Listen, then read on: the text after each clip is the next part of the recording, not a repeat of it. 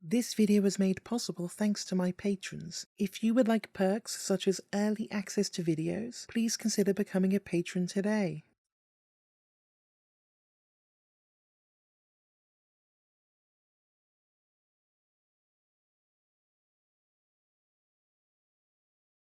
Девушка, вы слышите, как она орет там за дверью? Я что должна сделать-то? Где милиция? Чего так разговариваете? А как где дверь-то открыть, там ее убьют, все. Полиция приедет, не надо материться. What you have just listened to was an audio recording to the emergency hotline involving an incident between Vera Pekhteleva and her ex-boyfriend. It was January 2020. Vera, a 23-year-old university student based in the city of Kemerov, had split up with her then-boyfriend. At this point in her life, she was living elsewhere, but went to her ex-boyfriend's apartment to collect her possessions. As soon as the big, heavy metal door on his apartment building closed shut, her fate had been sealed. Vladislav Kanyus, also 23, couldn't accept the fact Vera was leaving him. If he couldn't have her, nobody would.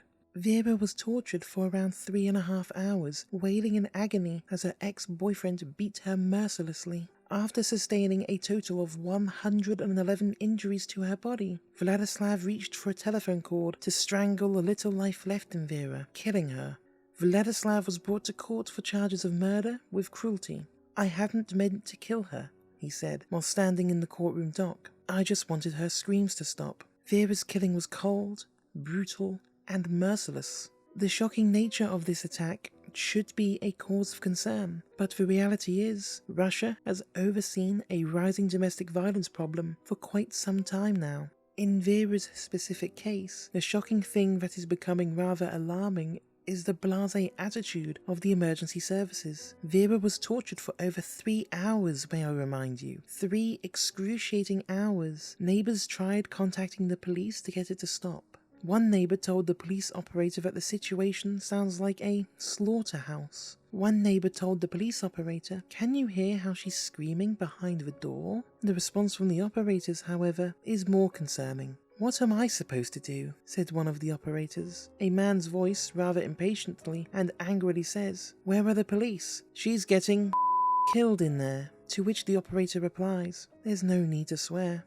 The neighbors themselves managed to break down the door to Vladislav's apartment, but by the time they got there, it was too late. Vera's body lay lifeless on the floor. The police were still yet to be at the scene of the murder at this point. Vera's case is shocking, only insofar as she actually died as a result of her injuries, and therefore meant criminal charges were brought against her killer. The sad reality for Russian women and children is that domestic violence is still shockingly high, and it seems to be something the Russian state is content with. You have to go back to 2017 to see when the fundamental shift had emerged to lead to such an explosion in violence. In this year, there were changes of legislation in Russia in regards to domestic violence, and that was the effective decriminalisation of domestic abuse. The proposals that President Vladimir Putin signed into law means that the beatings of close relatives for the first time are no longer seen as a criminal offence, but as an administrative offence, a civil wrong, negating any form of criminal liability for the act. Furthermore, the change in law meant that domestic violence that doesn't result in substantial bodily harm, which usually means broken bones, deep cuts, concussions, and other injuries that usually require immediate medical attention, and that these don't happen more than once a year, were effectively decriminalised. If you are just bloodied and bruised, that simply might not be enough to push for criminal charges. No matter the physical effects of these, albeit more minor injuries, or concerningly, the psychological scars that such an attack can leave on a victim. This resulted only in the very severe cases where people were hospitalized, where any criminal investigations would open. Substantial harm is something we talk about a lot in criminal law when it comes to offences against the person. Criminal law operates on the fundamental aspect of actus reus, a guilty act, plus mens rea, a guilty mind, which equates to criminal liability. When it comes to harm in relation to this, we always consider the severity and injury sustained and the intentions of the perpetrator. If someone is seriously harmed and the intention of the perpetrator was to kill them, this could amount to the charge of attempted murder. But even if someone didn't intend to kill, but intended to cause serious harm, which resulted in death, this could equate to murder. The reason I mention this is because I want to get across how high the bar is for substantial harm when it comes to criminal law. Yes, I gave you examples of what it may look like, but that's only one part of the puzzle in these cases. Another horrendous thing about this legislative change is the onus of evidence collecting is placed upon the victim or complainant to gather, rather than the authorities. Russian police don't engage in this when it comes to domestic disputes. The Russian Orthodox Church, an institution that holds tremendous influence within Russian society, endorsed the legislative changes. The Russian Orthodox Church believes the state should have minimal involvement in family matters, and that calls to make domestic violence a crime is due to Western influence, trying to impose liberal values on Russia. In a statement, the Church decreed that if a reasonable and carried out with love, corporal punishment is an essential right given to parents by God, essentially equating beatings as a form of blessing. The law passed in the State Duma with a vote of 303 in favour to 3 against. During the parliamentary debate of the bill, Yuri Snelchikov, a representative of the Communist Party, stated, "This bill will establish violence as a norm of conduct." Prior to being passed, Margarita claimed that these laws are changes in many ways, and that more importantly, they send the message that the state doesn't consider familial battery fundamentally wrong anymore.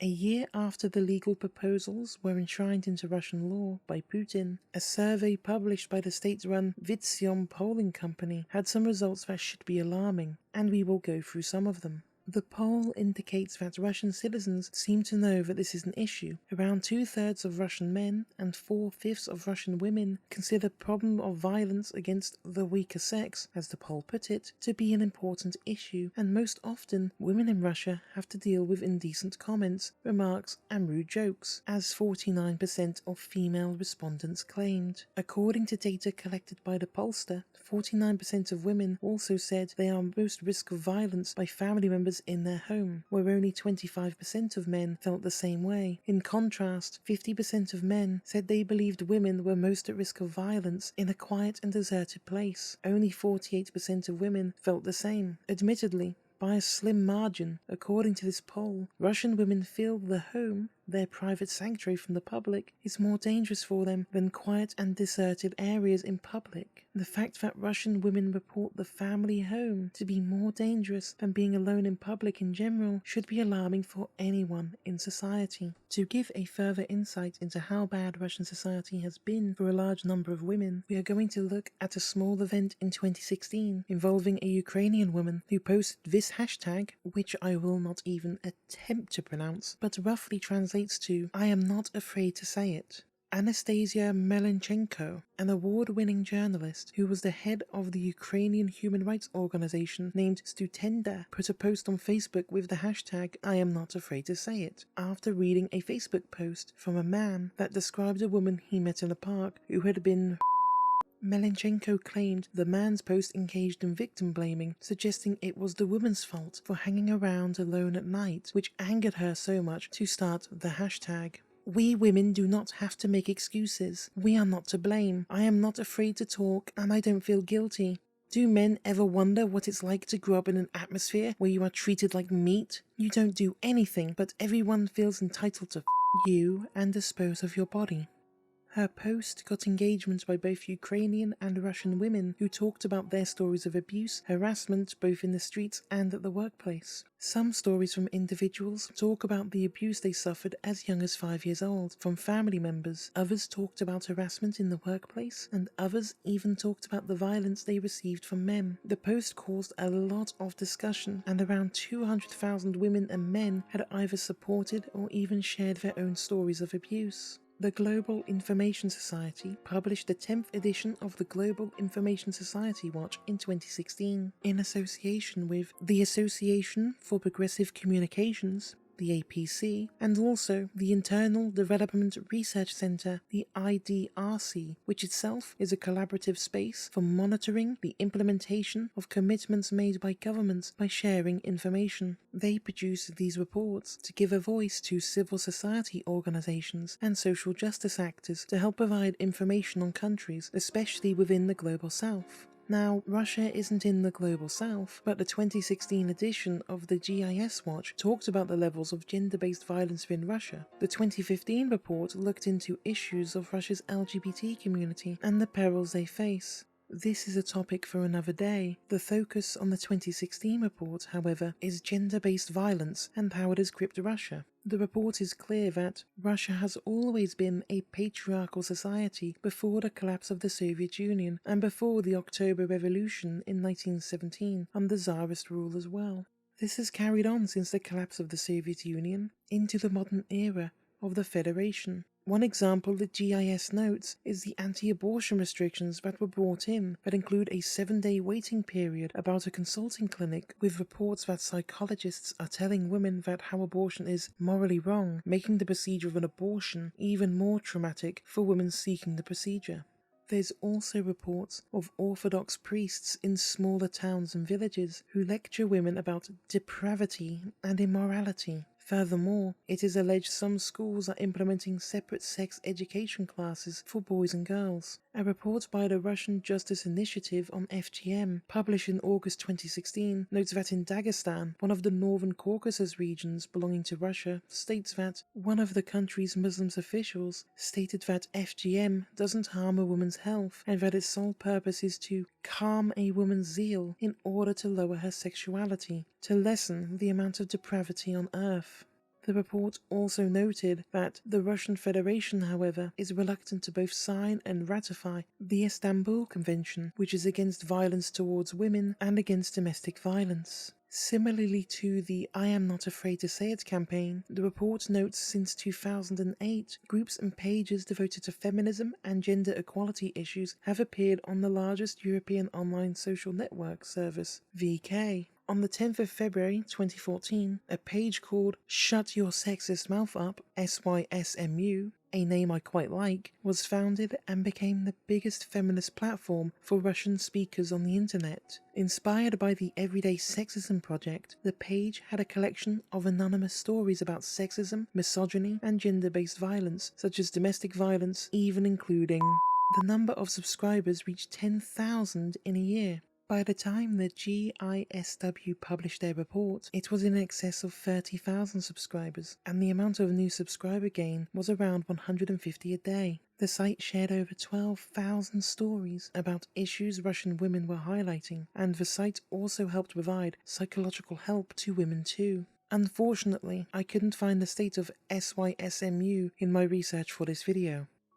There has been a series of ongoing legal cases between the European Convention of Human Rights courts, an institution Russia has since left due to the invasion of Ukraine in February 2022, with these cases dating back to 2019. On December 16, 2021, the Kremlin issued a statement after the Russian government was taken to the European Court of Human Rights and lost to the complaints of 4 women. Initially, there had been around 100 complaints lodged by Russian women against the Russian government over domestic violence. Most of these occur after the 2017 law change, but some do predate it. One case involves a woman called Volodina. She left Russia after hiding from a young man who had attacked her several times, involving beatings, threats, and even smashing the windscreen of her car in January 2016. She escaped to Moscow soon after. However, in March 2016, she withdrew her complaint as the police refused to prosecute the man, insisting no crime had been committed. In the May of that year, she was punched and strangled, and again went to the police to complain, but the complaint fell on deaf ears, as the police refused to prosecute again. The police's reasoning is that a single punch did not constitute a battery, which under Russian law requires a victim complaint to sustain at least 2 or more punches. She again fled within Moscow.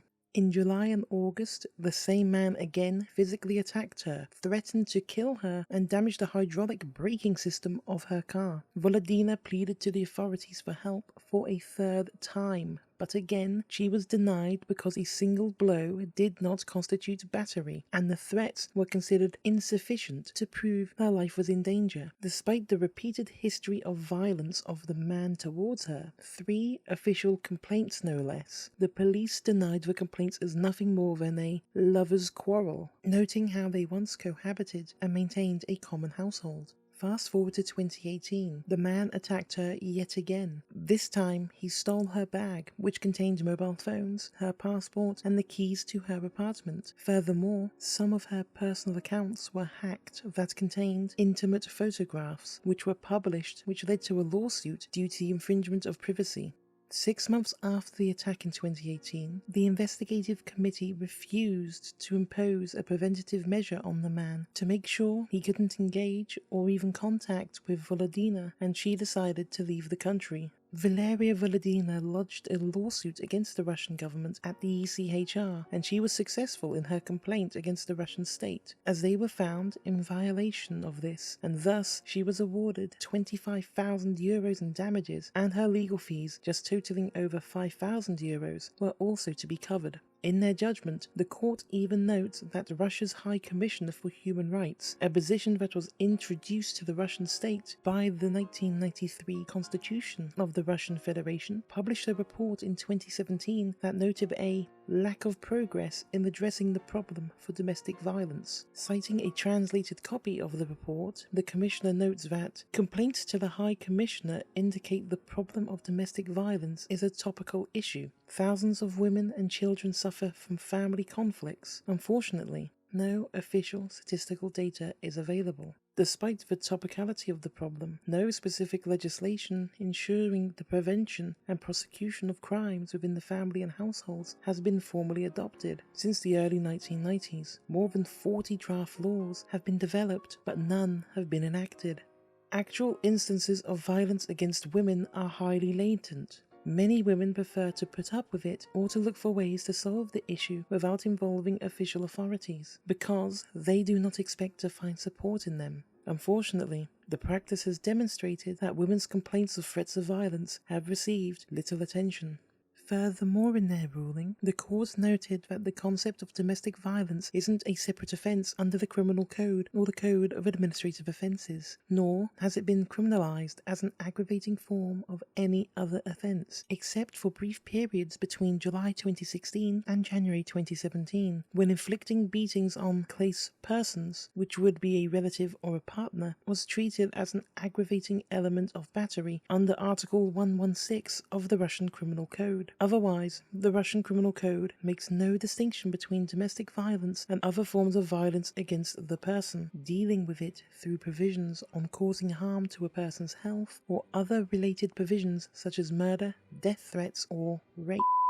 The court has previously found that requiring injuries to be of a certain degree of severity as a condition for precedent of initiating a criminal investigation undermines the efficiency of protective measures in question, because domestic violence may take many forms, some of which do not result in physical injury, such as psychological or economic abuse, or controlling or coercive behavior. Relevant case citation on screen. Moreover, the provisions on repeat battery would not be afforded to the applicant any protection in the situation where the attacks in 2016 were followed by a new wave of threats and assault no more than 12 months later in 2018. The court notes, in view of the manner which the authorities handled the case, notably the authorities' reluctance to open a criminal investigation into the applicant's credible claims of ill treatment by S., the offender, and their failure to take effective measures against him, ensuring his punishment under the applicable legal provisions, the court finds that the state has failed to discharge its duty to investigate the ill treatment of the applicant had endured. There has therefore been a violation of Article 3 of the Convention.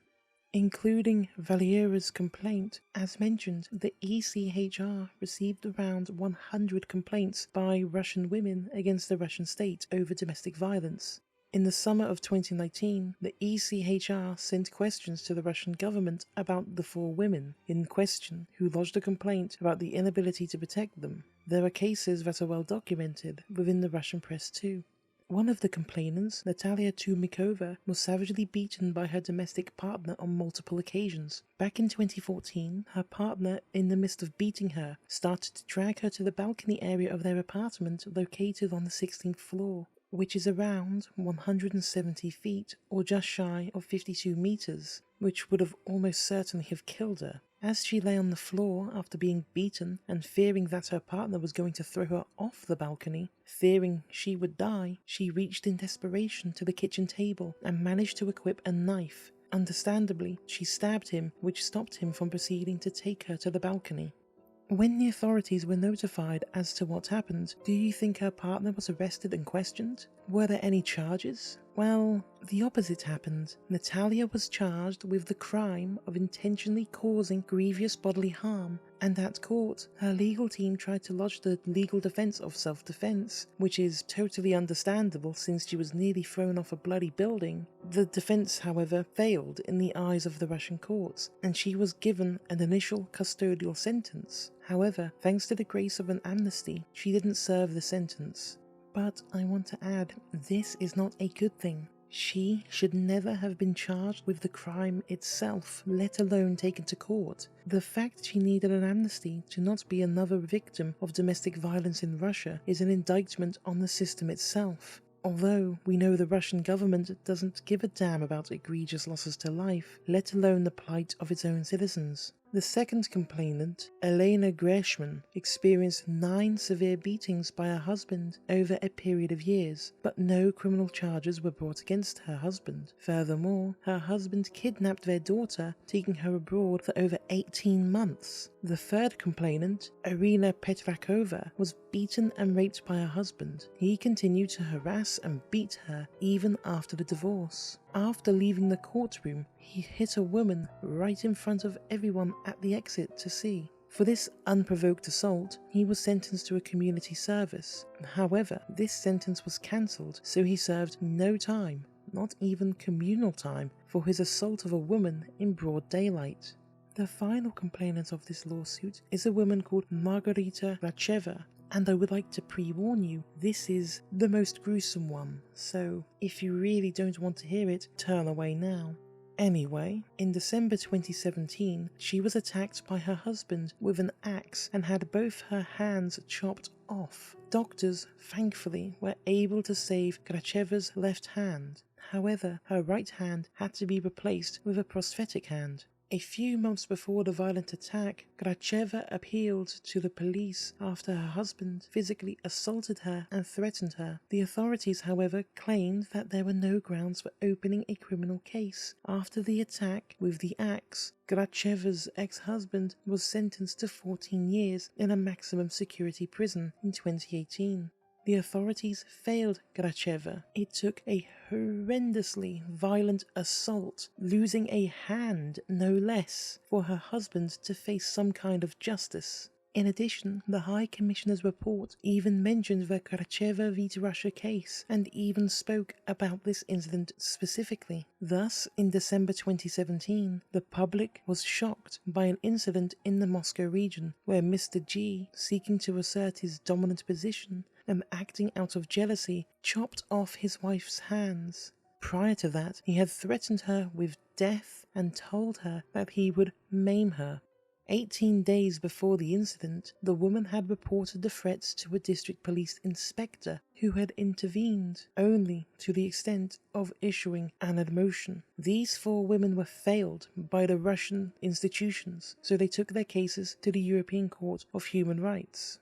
The European Court stated that in their ruling, the court considers that the Russian legal system lacks a definition of domestic violence, adequate, substantive, and procedural provisions for prosecuting it in its various forms, as well as any form of restraining or protection order. In general, the court considers that the scope of the struggle with domestic violence do not comply with the obligations of the state under the Convention on Human Rights, which led to a violation of this aspect of Article 3, the prohibition of torture. Previously mentioned, on December 16, 2021, the Kremlin issued a statement after the Russian government lost in court to these 4 women. The press secretary to President Vladimir Putin Dmitry Peskov refused to comment on the Strasbourg court's ruling itself, which, as we have all explored, was very damning of the Russian state's laws. Instead, Mr. Peskov stated that we believe the current legislation provides all of the necessary tools to combat this evil. Law enforcement agencies are making efforts, of course. Undesirable, sometimes tragic situations happen. We regret in this regard. It is very important that I do mention that the ECHR has no direct impact on Russian law, as they are not a legally binding institution, and this is something inherently weak on international law as a source of law. Domestic law will always triumph international law in terms of its applicability, since the nation does not allow a court outside itself to rule. Nations may act upon these rulings, and not doing so could impact membership, but there is no real enforcement. This is a whole discussion within itself, but I wanted to get that across. Despite the fact that these women will be compensated, and the Russian state has been found to breach their human rights, little can be done to force a wider legal legislative change. Outside the context of ECHR cases, there is a 2018 case that broke headlines in Russia and again highlighted the severities of issues surrounding domestic abuse and violence that many women and girls face. This is the case where 3 teenage sisters who killed their father after years of alleged physical beatings and sexual abuse by him were brought before the court. The Khachaturyan sisters' case, a currently ongoing legal case, so it would be unwise to comment too much on proceedings, but the background is important. The 3 sisters, aged 17, 18 and 19 respectively, at the time of the alleged offence, they allegedly entered their father's room and killed him. When they were arrested, the girls didn't deny they killed him, but they raised the questions of legal abuse. One of the sisters' defense lawyers, Alexei Pashin, stated that the investigation established and acknowledged that the father had committed crimes against the girls, including those of a sexual nature, and their mental health had been harmed. On a post he made on Facebook claiming the sisters had acted in self-defense, and the father that the charges of murder should be dropped. The charges against the sisters are outlined in the Russian Criminal Code, Article 105, which covers murder. The standard charge of murder in Russia, which is defined as the intentional causing of death to another person, will be punishable with the deprivation of liberty for a prison term of 6 to 15 years. However, the 3 sisters were facing an upgraded charge of murder committed by a group of persons as a result of a conspiracy under Article 105(2)(g), which would raise the minimum and maximum sentence from 6 to 15 years to 8 to 20 years. The case itself has launched protests and demonstrations across Russia, notably in the 2 major cities of Moscow and St. Petersburg. Around 350 people gathered in central Moscow on Wednesday, June 19, 2019, to protest the criminal charges against the 3 sisters. As mentioned, this case is still ongoing.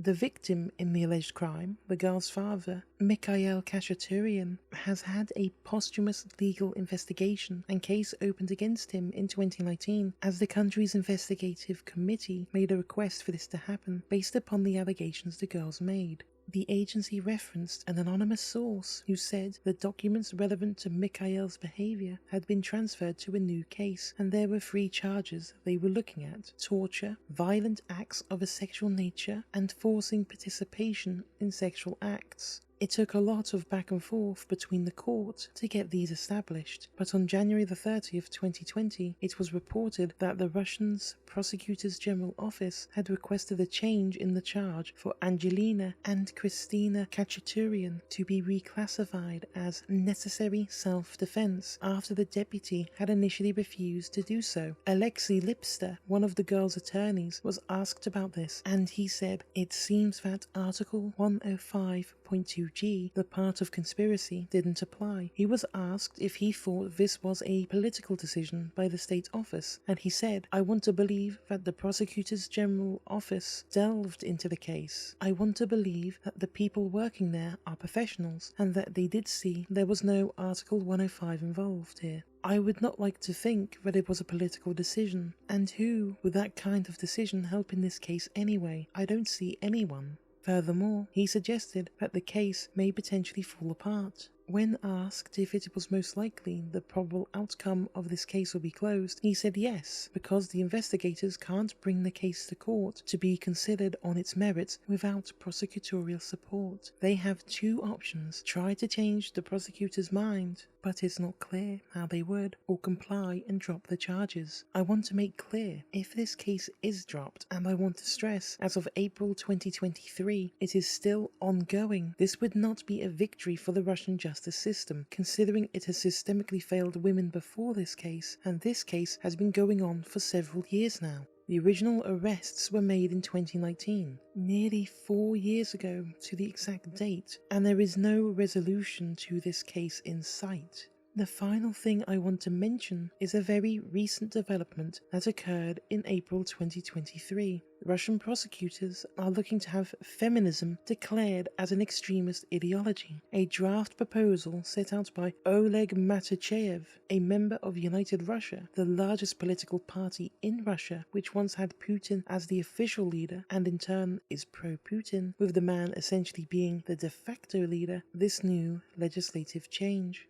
In an interview on the 4th of April 2023, Matachev said that feminists in the West are all against Putin, are against Russia and for the war. Our feminists are simply agents of the West. They are engaged in the destruction of traditional values. Their activities are contrary to the presidential decree on the support of traditional values.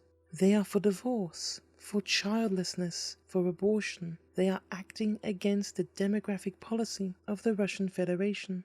This development came in the wake of the killing of pro-military blogger Vladimir Tarkovsky in a bomb attack in St. Petersburg, which the suspect is a woman called Daria Trepova, a woman who the Russian press have described as a vegetarian, bisexual, eco-activist, makes her sound really cool, and known Navalny-supporting participant in anti-war rallies. She has also been labelled a radical feminist. Trepova is believed to be well known among feminist circles, but according to the Moscow Times, there is little known about her actual political views or projects she has had involvement in outside of attending anti-war protests. The killing of Tatarsky by an alleged feminist does feel like an ample opportunity for lawmakers and the patriarchal Russian institutions to exploit and pass draconian laws, or even enforce social remits against feminism. Remember the Russian Orthodox Church I mentioned earlier? Back in 2013, the head of the church, Patriarch Kirill, stated that feminism is a very dangerous phenomenon offering the illusion of freedom. He was quoted in saying, "I find very dangerous this phenomenon, which is called feminism, because feminist organizations proclaim that a pseudo-freedom of women that should be in the first place to be manifested outside marriage and outside the family. Man turns his sight outward. He should work, make money, while a woman is always focused inwards, towards her children, her home. If this exceptionally important role of a woman is destroyed, everything will be destroyed as a consequence. Family, and if you wish, the homeland." We have spent this video exploring domestic violence situations towards women in Russia and some of the feminist movements that have occurred within the country. Now we are seeing the state and its institutions directly come after feminism itself. The voice of women is on the verge of being silenced.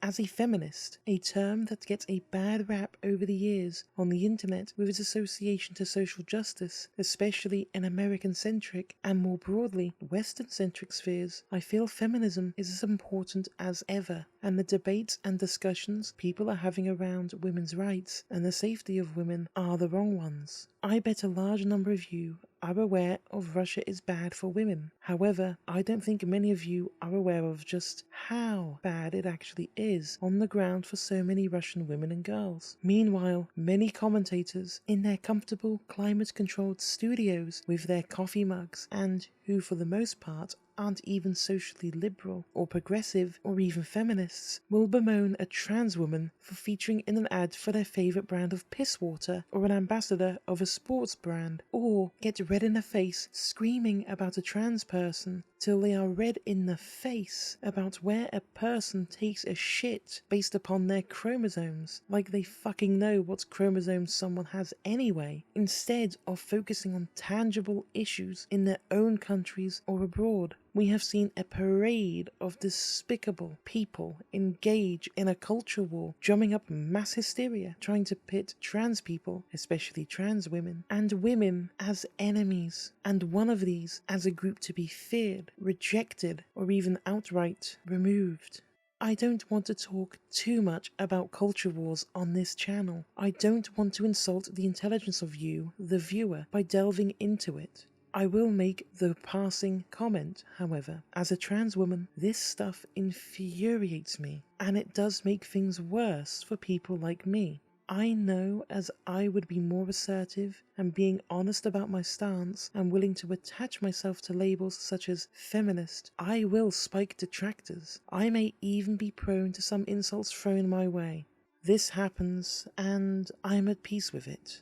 I also have to accept I will speak up on things where some people might not want me to speak up, and where some of the people may see me as vermin, despite standing in support with them. A journal I used for this project, A Discriminatory Effect on Women, Implications of Volodina versus Russia in Promulgating Domestic Violence Protection in Russia, gave a conclusion to their work. Russia faces a crisis, leaving thousands of victims each year with no haven for protection against domestic violence. But the repugnant treatment of domestic violence in Russia no longer lurks in the shadows, as the last few years have seen, with increased global criticism, unprecedented rulings in the ECHR, and from the CEDAW Committee, media attention, and the younger generation demanding systemic change. Both the external and internal pressure on Russia to establish legislation and programs to help victims could invoke a systemic change. Whether this change comes due to mandatory rulings from the ECTHR or from internal demand from citizens has yet to be decided. Russia's main obstacle, however, is the culture of acceptance in Russia that views violence as the glue which keeps families together and strong. This belief is pervasive and permeates the culture, preventing victims from seeking protection and remedies. In the future, there may be hope that victims of domestic violence, like Miss Volodina, will be protected. I must add, however, this volume of the North Carolina Journal of International Law was published in 2021, and we know one major event that is happening right now involving Russia that has shifted any sense of progress. As mentioned, Russia is no longer a member of the European Convention on Human Rights, and therefore the jurisdiction of the Strasbourg Court no longer has any impact on Russia directly going forward. Their expulsion was due to the ongoing Ukrainian invasion, which began back in February 2022. Why is this worth mentioning? Well, we are far from the conclusion of the ongoing war, and we don't know the full impact this war will have on the world. Yes, we can see some of the initial fallout, and if you've had to pay utility bills, most notably energy bills, most notably gas bills, you would have felt some impact, as we have effectively severed Russia away from the international stage, and the impact that has had on global gas prices spiked an inflation crisis we are still feeling the effects of to this day.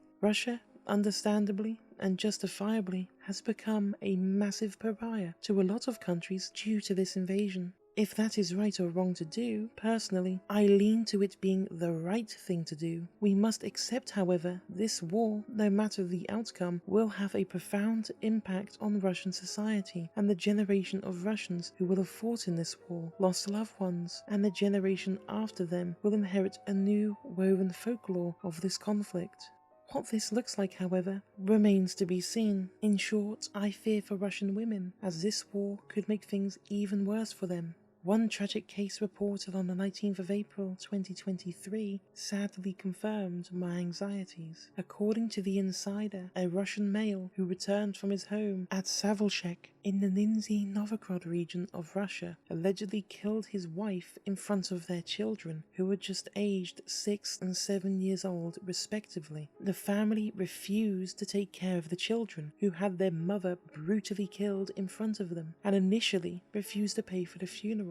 The children, now orphans, have been taken into state care as a result of this. I sadly believe this could become a more frequent occurrence going forward, with those returning from the front lines potentially exercising some violence on their families, which means women and children in turn could be affected. The GISW report on Russia, penned by Daria Menchina, noted in its conclusion that the political and social state of affairs in Russia is most unfortunate for women. New strict regulations, the public body, and the biopolitics create an atmosphere that contradicts Russia's official declarations about progress, open-mindedness, and unwillingness to discriminate against anyone.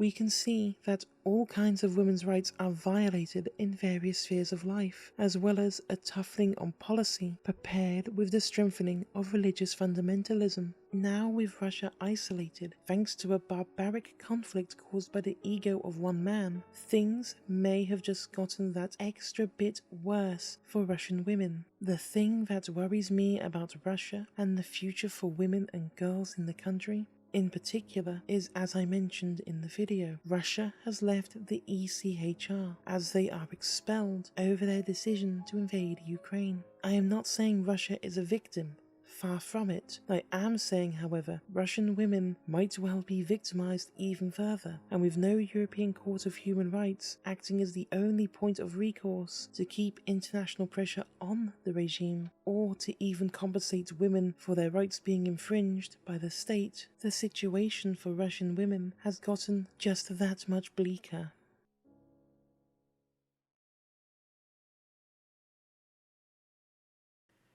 When someone passes away, it is a weird feeling.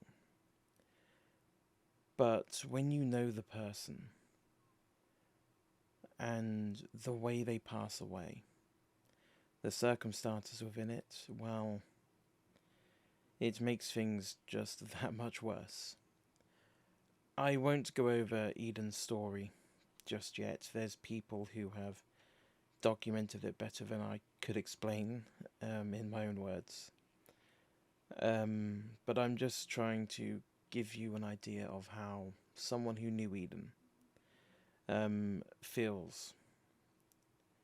I first spoke to Eden around 2021. Eden was such a funny person, to be completely honest. You could tell she had a great sense of humour, you could tell she was a very warm person, and you could tell just what an amazing person she really was. What a personality this person has, and just how special this person is. When I learned about Eden's passing, I remember exactly where I was at the time. I remember exactly what was happening. And just reading through her notes, it was heartbreaking. It was hard to process at the time. And it got harder to accept. They were a very frantic 24 hours. And obviously we got the confirmation that she did in fact pass away. And it's awful that Eden had to endure what she did. And people talk about toughness. They talk about heroes. They talk about resilience, defiance, and all this. I don't think there's many people more defiant than Eden.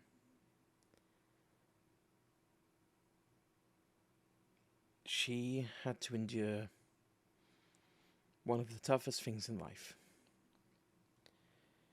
She had to endure something that many of us just can't comprehend. And she had to endure something that, for many who may not even have known her, but heard about her story, serves as a cold, brutal reminder to the world they occupy. And some of those people I know, I call them friends.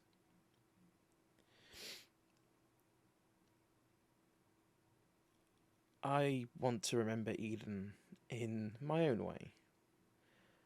I knew her since mid to late 2021. I always thought she was funny. She was always defiant, especially with her purple hair, which for me became her trademark. And I think we all knew how much her purple hair meant to her. And just being such a kind person. I do regret not getting to know her any better than I did. But I'm also glad for the time I knew Eden. The thing which surprised me, but shouldn't surprise me, is the amount of people I've seen online who knew Eden, who have experienced her in their own way. And I think every single one of us was blessed to know her. For the close friends of Eden and others, I'm very sorry for our loss, because I truly believe we lost a star. For me, the sky was the limit for Eden. I really think if she got her break and she realised her dreams, I really think she could have been a brilliant advocate.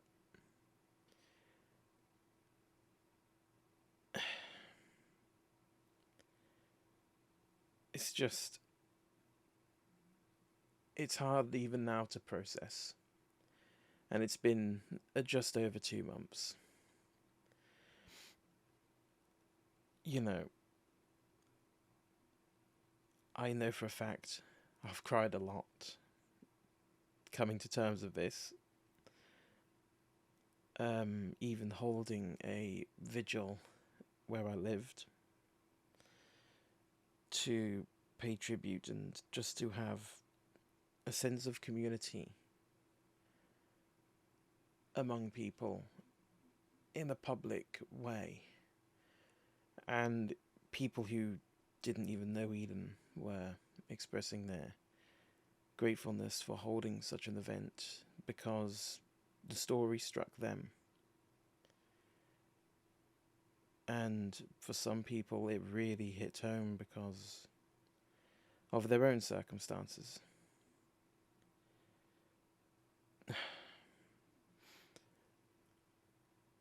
Eden, if you are somehow able to listen to this,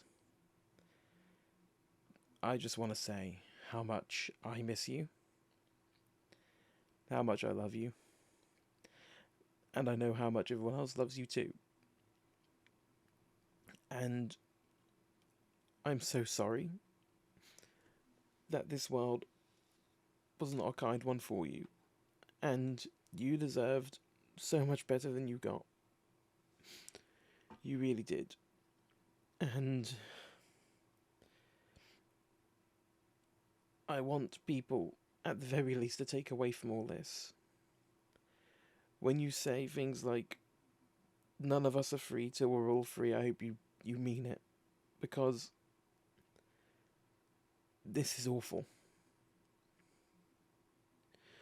This is awful, and no one should have to go through this.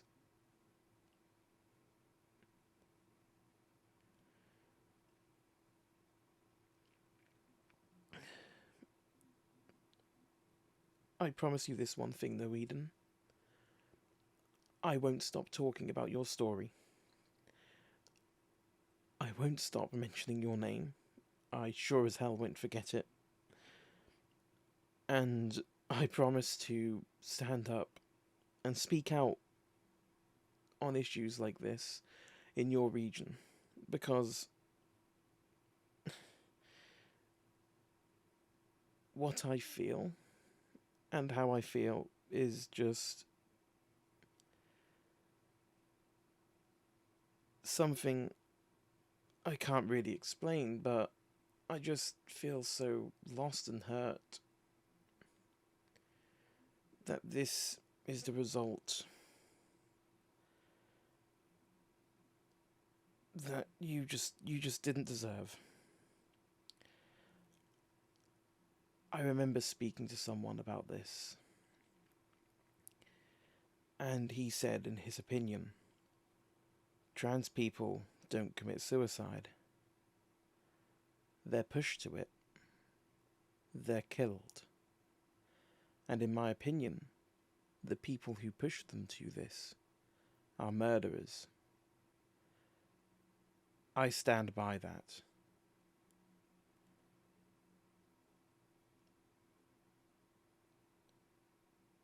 Eden, you deserved so much better. And all I can say is just rest in peace. I love you. And I miss you.